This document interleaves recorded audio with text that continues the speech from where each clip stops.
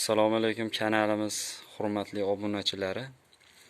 Mana bugun biz darvozaxonamizda 1,5 metrlik shapkasini ugolnigini yasab bo'ldik. Shuni tiklab o'zimizga bir yoqib olib, sizlarga ham ilindik, bir ko'rib baho berasizlar degan umiddamiz.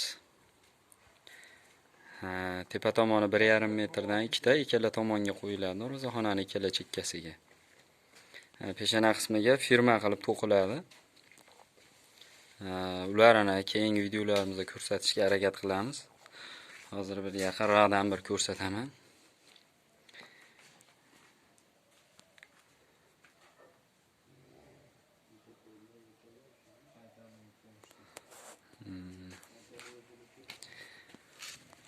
Quyilgan choklari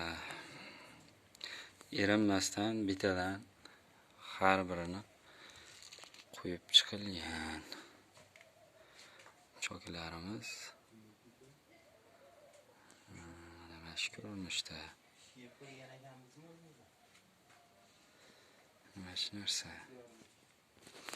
Hozir usta akalarimiz tepasidan joyini ochib, joyini chiqarishga harakat qilishyapti.